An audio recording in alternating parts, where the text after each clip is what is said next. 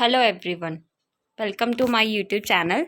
Today I am going to present on the topic detailed project report.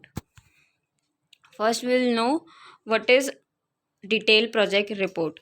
A detailed project report is final detailed appraisal report, the project and a blueprint for its execution and evaluation operation. It provides details of the basic program, the roles and responsibilities, and possible risk with recommended measures to counter them. Then we'll see the characteristics of good detailed project report.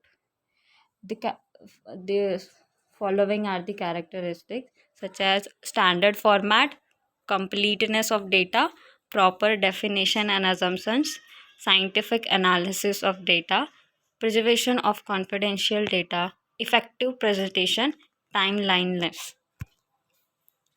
And we'll see what are the contents of detailed project report. The contents are executive summary, background, operational details, project descriptions, project cost and source of finance, profitability and risk analysis, industry analysis, project status, and conclusion. And from the next slide we'll see one by one of them. First we'll see executive summary. It includes salient features of project, financial projection in brief, profitability and SWOT analysis. Then background. What does background includes?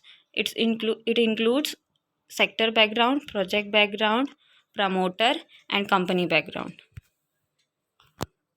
Then we'll see next point is operational details.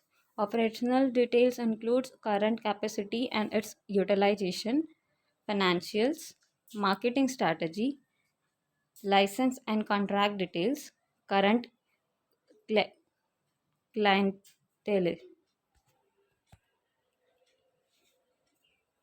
The next point is project description, which includes proposed project, marketing feasibility, technical arrangements. The next point under content is project cost and source of finance. There are 2 points. First we'll see project cost, which includes investment in fixed assets, investment in current assets, pre-operative expenses, and under source of finance, it includes equity contribution and its sources, debt contribution and its sources, and cost of debt project. The next content is profitability and risk analysis, which includes cost estimates, break-even analysis, return analysis, payback period, IRR, etc. SWOT analysis and risk analysis. And under industry and economic analysis, there are journal analysis, competition analysis, economic analysis.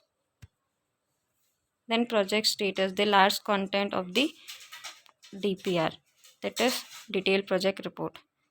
Under project status, it includes project implementation schedule, PERT and CPM analysis, current status of implementation, and statutory approval. Thank you.